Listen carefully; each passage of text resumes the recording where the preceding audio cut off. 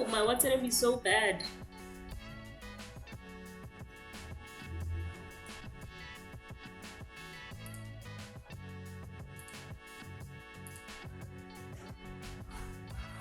Hi everyone, welcome back to my channel. My lighting is so bad. I'm back from Thailand. My camera is so bad. I'm back from Thailand and I absolutely loved it. Today we're looking at the finances of a 30-year-old quant. And yeah, these are the goals that she's working towards. Let me just quickly make this big. So these are the financial goals that she's working towards. I'm not copying content, by the way.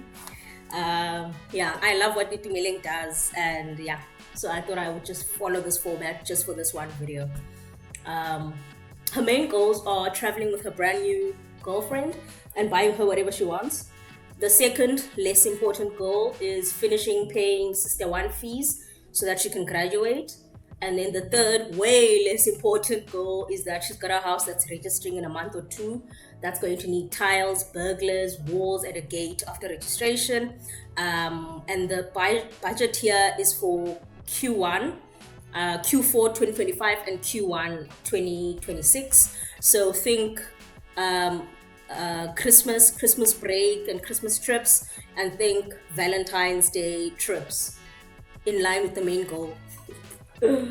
Right, so I'm going to show you the budget. I'm just gonna hide this part for now so that we can go at it step by step. So here I'm going to show you the monthly budget of this 31-year-old quant. So her gross salary is 75,000, which is about 896 divided by 12. Then the net salary is 42,300. So previously the net salary last year was 45,100, and then when she got her increase, she added more to her retirement contributions so that she can reduce the amount of tax she pays, and then that's why the net salary went down. She's happy with that, but yeah, it was previously higher and it could be a bit higher. That's 2,800 that she opted to contribute into a retirement fund, so that it's a before tax contribution, so that the taxable amount that she pays is a bit lower. Then she's got 3 properties, right? This is a girl who likes things. She also receives, so we're counting the net salary, that's what we're looking at, but I was just showing you the difference between net and gross, which is this minus this, right? So 32,000 is the difference between net and gross.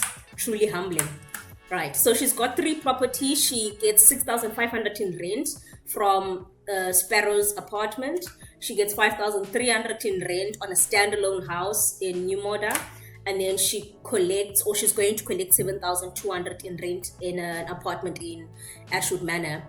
And I'm saying well because this was previously 6,800 and now they've got a new tenant and she's going to be collecting a bit more there. So the total investment income property is 19,000. So when that is added to her net of 42,000, she's got a total income of 61,000. It's a good income. It's an okay income. You can live off of it. In terms of her costs, she's got the bond at Sparrows, which is about 4,700 Rand a month. She's got the bond at New Model, that's 6,200 a month. And then she's got the bond at Ashwood, which is 3,800 a month. She's got levies at the apartment. She's got levies at the second apartment. And then she's got rates at the first apartment, rates at the second apartment. So the rates at the second apartment are that cheaper because she prepaid like a lot of money when she moved into the apartment, because it took long to register. So she put a lot of money in the account and now she's only topping it up with 200 until it runs out. But the rates there are much higher than 200 Rand. It's about 600 Rand a month, but because she's only contributing 200, that's what is reflected in her monthly budget. And then she's got rates at Ashwood Manor for 500 Rand. So Sparrows is in Riverside View, Ashwood Manor is in Poleshoff, and then New Moda is in Benoni. So it's 2 City of Joburg properties, and then it's 1 Ekurhuleni property, right? Cool. And then so total investment property expenses or the 19,000. So if you look at the net investment property, she only has to contribute 400 Rand, which is the difference between what she's collecting in rent and the expenses that she's paying out. So the property isn't that much expensive. The only difficulty is obviously cash management, because the time that she gets the rental and the time that the bond pays out is very different. So it's all about timing, really, of cash flows. And then her other expenses are her car. She drives a car that's financed by Nedbank MFC. That's 4,200 a month. She pays petrol of about 2,000 to 2,500 depending. She pays insurance of 600 with Naked. She's got insurance on herself for 250 Rand with FNB. She recently just insured her mom, and that premium came up quite high at 2,000 Rand per month. Get your parents insured earlier so that it's not as expensive, right? She's got insurance on her house in New Model for 300 Rand. The other two apartments don't need individual insurance because that's included with the levies that they pay. But with a standalone house, you have to get insurance, property insurance on the house, and that is with FNB short term. She's got tracker, she's got a car and a bike, a motorbike. So tracker is for both units. The motorbike was meant for rental, but that hasn't really worked out too well. But she pays tracker on both. She pays rent of 12,500. I know you guys are going to be particularly interested in this one, so I'm going to highlight that. She had a flatmate who was taking care of about half of this, but then that didn't really work out. And yeah, oh, there's something that she forgot. Wi-Fi. Yeah. So Wi-Fi is about 1,000. Let me see if that's gonna work. Not 10,000, 1,000.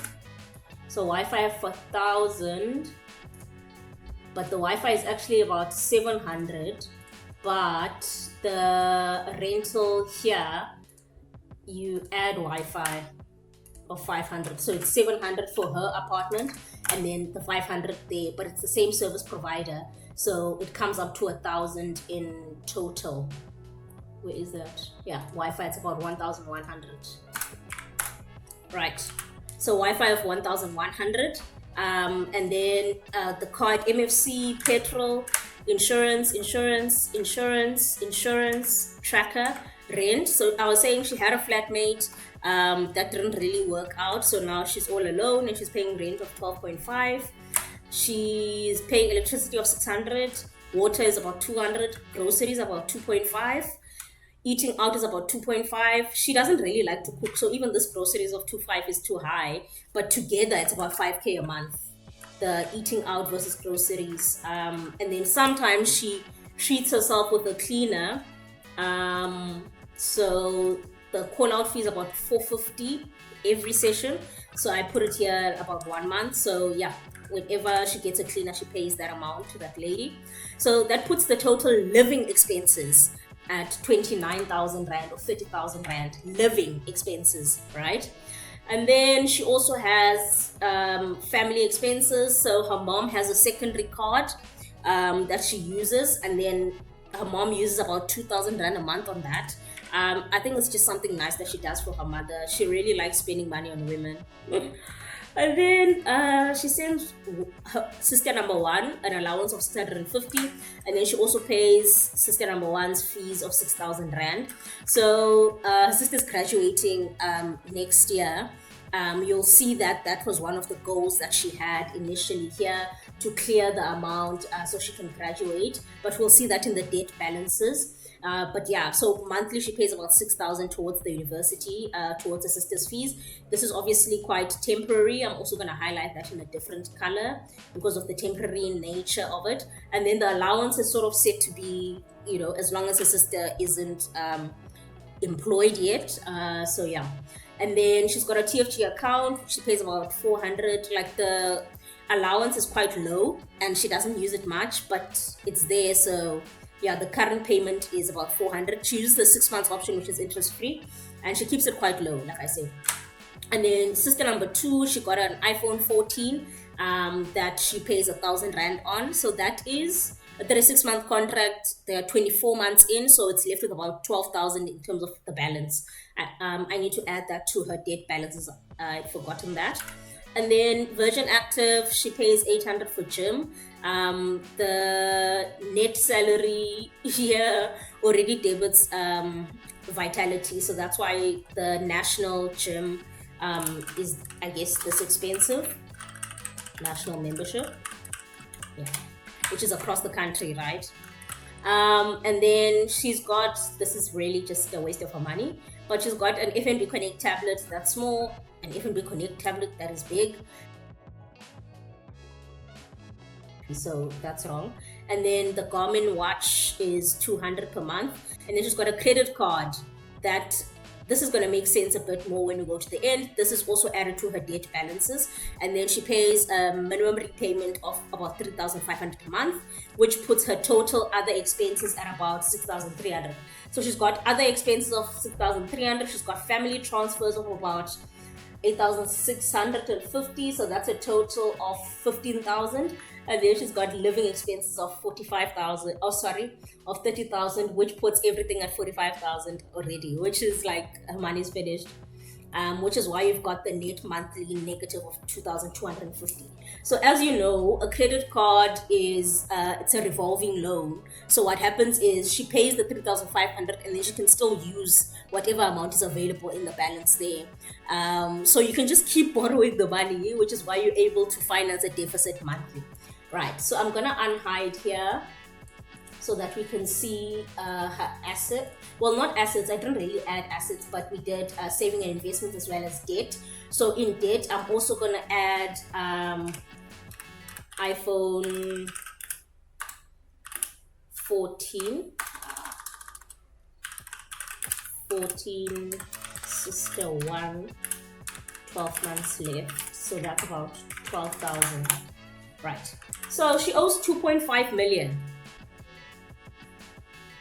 She owes 2.5 million.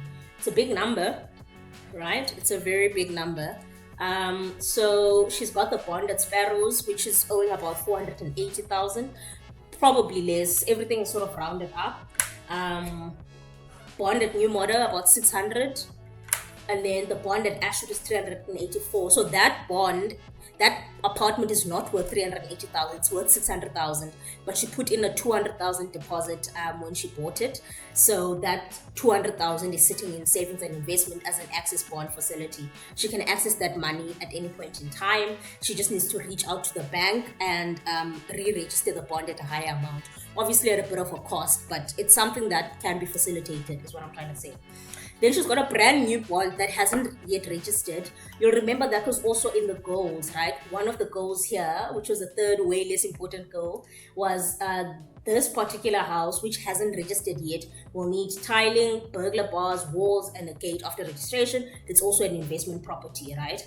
So that's the 704 that is still in there. But if I were to remove this and say, okay, this property is possibly registering in November, it's not really relevant now, then she owes about 1.7 million right now, right? Because this amount isn't really relevant just yet, the 704. She owes RMB 70,000 on a credit card. That's why the 5% minimum repayment per month is about 3,500. It's a big balance, but she's not stressed. She's got a really good rate at RMB at the moment for a credit card. And then the sister's fees, which are due by 1st April 2025, is 47,000. So she needs to pay that back expeditiously so that her sister can graduate.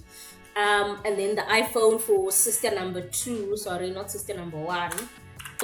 Or she offered her sister 2 an allowance for buying an iPhone, and then she agreed on getting the iPhone, and then that was what's happening. And then sister number 1 already had an iPhone at the time, and then she decided to just pay her an allowance. So that's why there's a difference in like paying an allowance versus buying an iPhone with the sisters.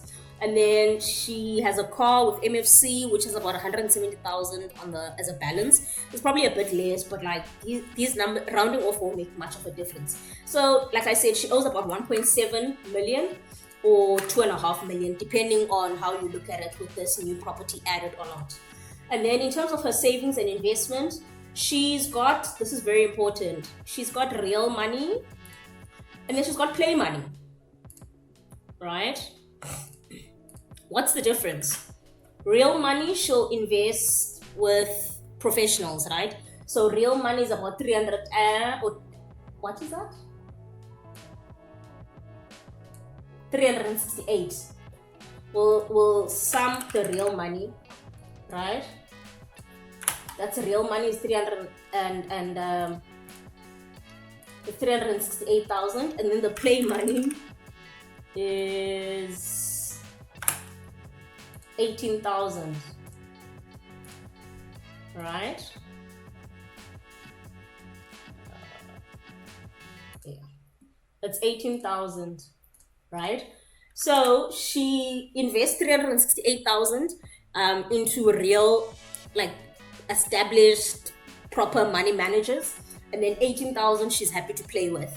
She used to play a lot with crypto, and then she made some good money, and then she cleared that and used that money for other things. So she's probably going to come back here, and this is going to increase. But what I'm basically trying to show is that she's got a good ratio of like real money that she is wanting to get, like a real or established company looking after it, versus money that she wants to play around with. I don't know if that makes sense, but yeah. So she's got a stable income. She's got a Matrix Sky. So Sky is Sanlam. Matrix, it's a Sanlam platform. Matrix Sky stable income fund. So stable income, that money doesn't really grow much. As a result, this was invested, both the Matrix funds were invested in April, or end of April, beginning of May. So that 6,000 has grown, but like very little, because it is money that is it's an income fund. It's readily accessible. So that's the kind of money she would want to access for small things. So let's say she needs to top up for the Tanganani project. That's money she would access. And then here, this is a retail hedge fund. So a hedge fund is, you have to be a long-term investor. There's a lot of risk when you invest in hedge fund, and you have to be a long-term investor because it goes through periods of doing very well and periods of not doing well. It's highly leveraged. So it's for an aggressive investor, and it's for a long-term investment period or horizon. So there she's got 159,000. So she invested in May 150,000, and it has since grown by about 6%, which is the 9,000 that it's made now. But here she didn't bother looking up how much that has grown. Like I said, it's very liquid money. This is less liquid. It's for a long-term investor mindset. She's also got a tax-free that she's been chowing from FNB. She just keeps moving the money back to her account. So 3,000 at the moment. That's a TFSA. She's not supposed to withdraw there, but she doesn't listen. So she used to contribute 3K monthly to that, but she just started the insurance for her mom of 2,000. So that's where this contribution went. She canceled the contribution, and then she left the balance of 3,000 there, and then she rather put that money in insurance, or insuring her mom's life. And then so that is also an investment in and of its own. That insurance is the, I think, Dynamic Life, and that has embedded funeral cover of 30,000. And life insurance is more important than funeral, but it's important that funeral is also embedded in it. So that was the idea behind that. And then she also has the Access bond of 200,000, like I explained, that she paid as a deposit when she bought the apartment. And then that's her real money, which is the 368,000. Let me just show you what proportion of her total investment that is. So if you divide by this, that is 95% of her money is over there. And then this is the play money divided by this. So that is 5% of her money. Right. So I think a healthy balance would be 70-30, but 95-5 is actually not bad. I think when she's got less debt, because she's more worried about the short-term debt, so this is quite important to her, the sister debt, because that needs to be cleared in time. And obviously she wants her sister to graduate and not to stress out. So once that is done, the money that's left over is definitely going to be put into adding more to the play money. And of course, trips for her little girlfriend. Then, So the play money is made up of FNB pref shares. So she bought a few pref shares at the beginning of the, I think, Q2, so May or June. She bought preference shares for about 10K, and obviously these are down. there's a whole explanation about why pref shares are a good investment, but maybe we can tackle that in another video. And then she had a lot of money on Luno. She mostly buys XRP. She's also cleared that account, so she's only left with about 1,400. Val R, she also invests in XRP, also quite lean, like 500 Rand. And then she's got an Easy Equities ZAR and Easy Equities TFSA that she opened when she was a student. That has 21 Rand. She cleared that amount, and that is dormant. The reason that this is dormant is because she's not allowed to buy shares because she works in investments. So she has shares that she had before she started working there, but like she doesn't trade anymore. And then same thing here, the what's her name is dormant because the company that she works for also invests in property company, in property or REITs rather. But yeah, so it's not something that she's monitoring. And then Easy Equities USD, that's also dormant again for the same reason, but also this what's her name is down 62%. So she's not very good at picking Easy Equities USD shares. That's why it's play money, right? Imagine if this had these amounts, the Easy Equities USD account, that would have gone to hell, right? So yeah, like I said, this is the budget of a 31-year-old Quant, and these are her goals. Main goal: traveling with brand new girlfriend and buying her whatever she wants. Second, less important goal: finishing paying Sister One fees so she can graduate. And then third, way less important goal: Tanganani house needs tiles, burglars, wall, and gate after registration.